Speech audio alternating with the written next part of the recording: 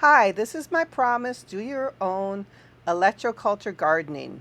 Make copper antenna coils for your indoor plants. These are posted online to ensure growth in your plants for indoor or outside. Right now I'm working on for indoor plants, but you can do them for outdoor also. I have a video out there already. Do your own 3 ways to form coils. I'm going to mention the forming of coils a little bit in this, but go to my previous video for more info.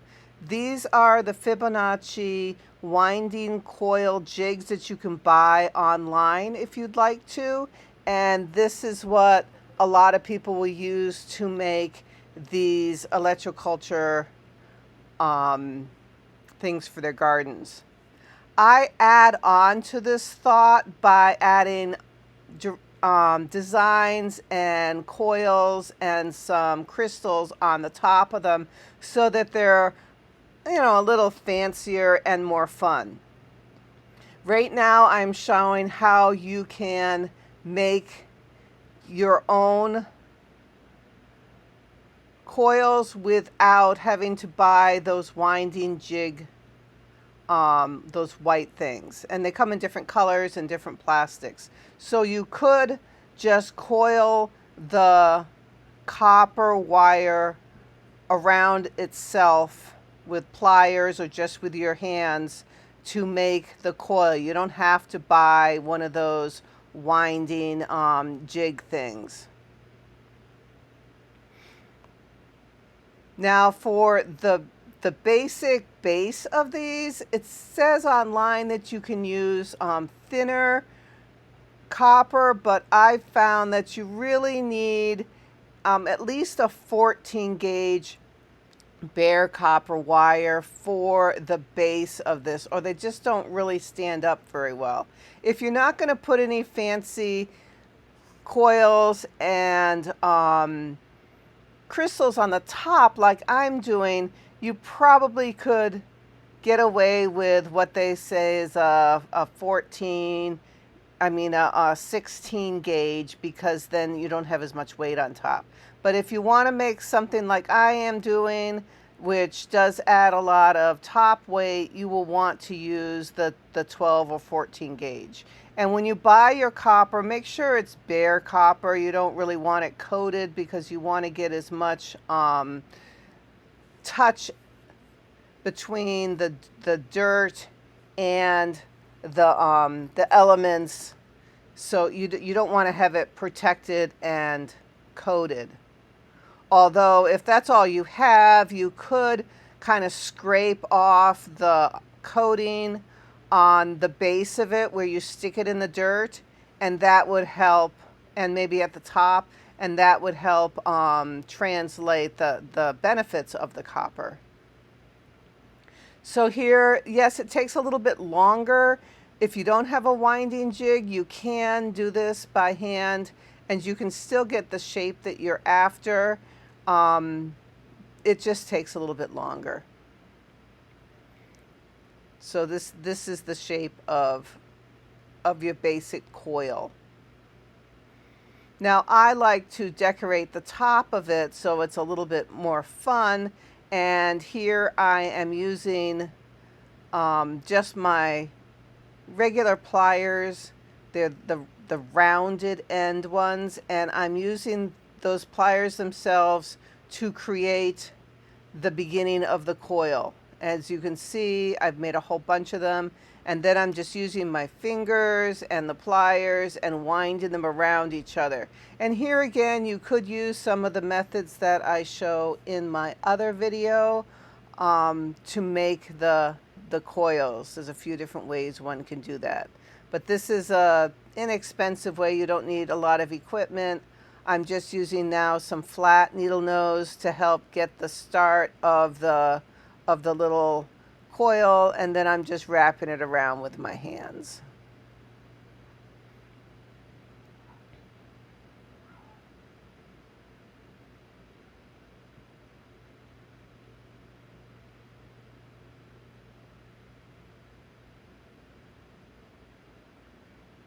This wire that I'm using at the top, I usually use like 18 gauge. You don't need to use the really strong 14 or 12 gauge.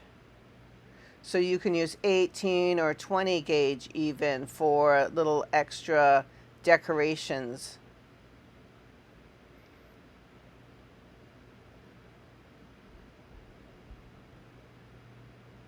Now the crystals that are on this top area that you can see here, I have actually wrapped the crystals themselves in regular stained glass foil. I've taken the stained glass foil and made it thinner, so I use only about 1/3 of the normal width of a 7/32 inch wide foil, and then just wrap that around. Now sometimes in my works I have actually used another piece of wire to wrap around the outside after I've foiled a crystal, and you can see that in a lot of my other works. And that's just to help support the crystals so there's less of a chance of the crystals breaking, because the crystals themselves are just attached to the top with another piece of wire. And obviously, if you drop them on the floor or something, you know, the glass could break. And you want to use real glass. You don't want to use acrylic crystals. You want to use glass so they stay shiny and don't get scratched up easily. So that's the reason I foil my crystals, is to actually add extra support to them in the final product. So here I have some 14 gauge bare copper wire again, and I am using just any round object. Here I'm using the top of a bottle. I think it might be some kind of super glue or a nail glue bottle that just happens to have the right dimension for the crystal that I'm thinking of using. So I would use that that bottle top as a sample to wrap around with my pliers so I get a nice round shape. And yeah, it might take some work to find the exact right dimension that you want. And then if you use other pliers, you can use them to help cinch your 14 gauge or 12 gauge to the actual circle that you're using. Because 14 or 12 gauge, whatever wire you're using, unless it's really thin, is, you know, it has some strength to it, and you're going to probably want to use some kind of pliers to get it to actually form the shape you want. Now most of the wire that I use is called dead soft, which is pretty pliable. Now I have used 12 gauge half hard wire, which is really quite sturdy, but it also is a lot harder to bend. So, you know, it's really what you want to use it for and what results you want. But 14 gauge dead soft is still pretty sturdy when you're done with it. So that's what I'm using most of the time for my base. And you can see this is one that I did wrap the bottom around a wooden dowel to stab into the plant. So that's one thing that one can do. Now, when I'm going to solder these, I obviously have to straighten out all my crystals and all my little coily wingy dings so that they are the shape that I am after.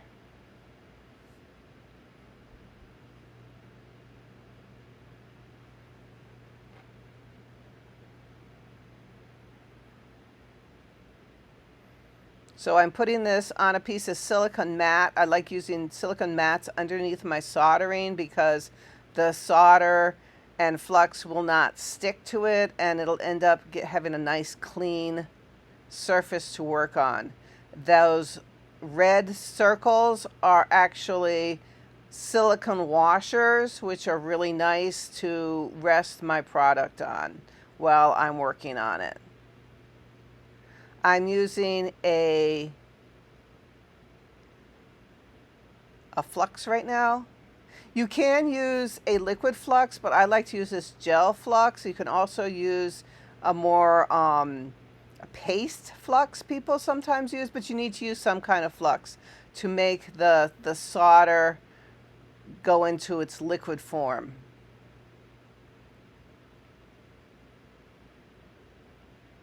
So right now I'm just touching the end of where the coils are meeting my circle, my 14 gauge circle, and I'm just soldering the coils and the crystals in place because I don't want them to move once I decide I like where they are. And I'm also going to have to solder where that opening is on that loop of the 14 gauge, you know, where I wrapped it around the circle.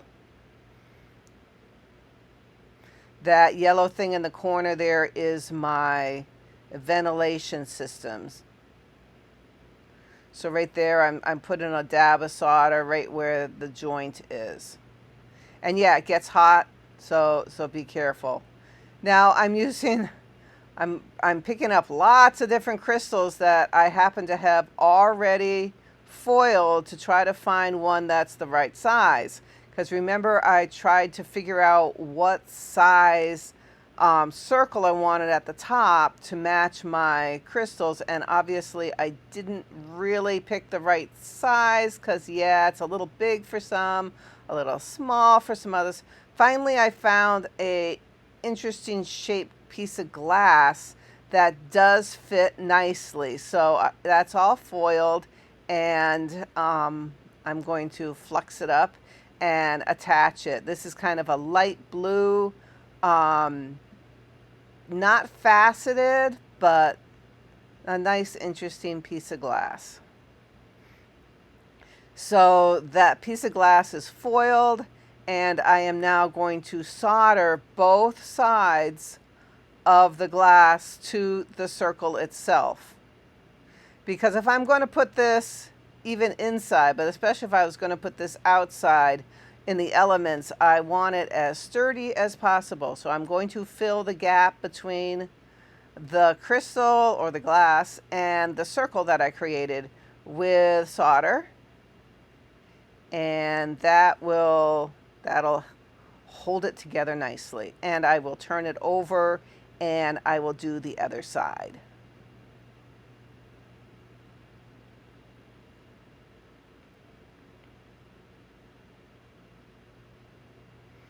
And I'll just put solder in the gap between them. No, this is not that really smooth solder technique that some people use for regular stained glass. This is kind of an art creation sculpture type of look. So it doesn't need to be like a smooth, beautiful coil.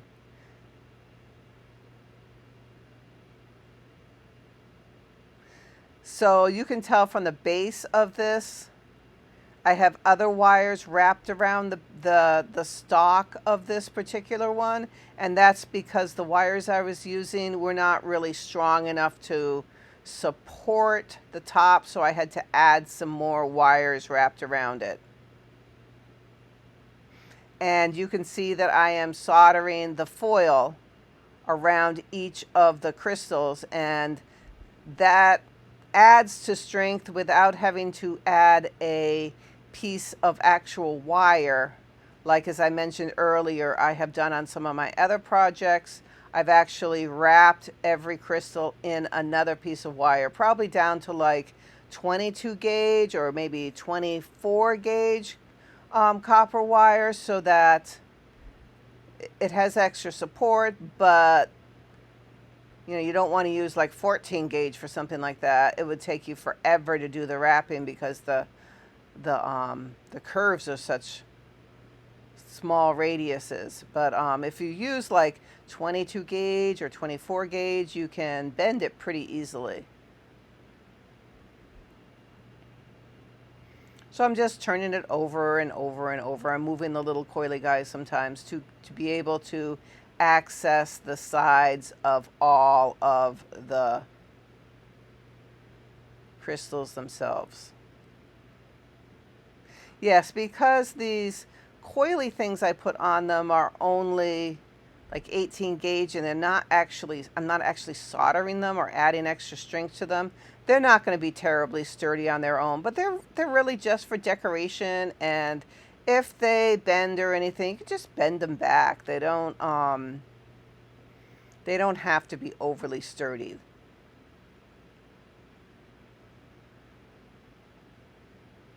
So here's a little guy that I made. This one has a little bit smaller center area.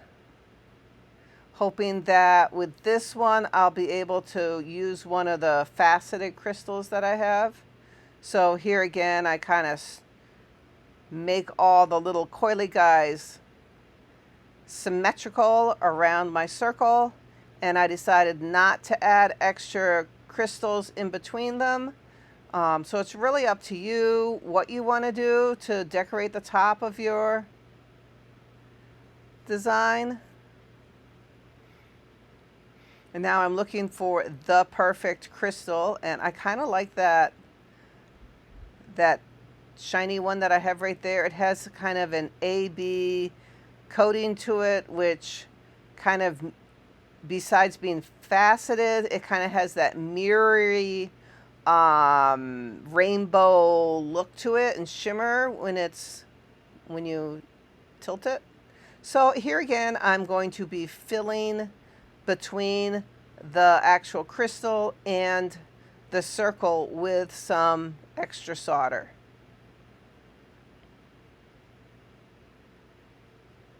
And you can use a brand new piece of solder, or you can use little drops or, you know, scraps that have fallen off other products. You don't have to use virgin pure solder. It can be just scraps of solder. Because as long as you use flux, it'll turn back to liquid again and you can use it.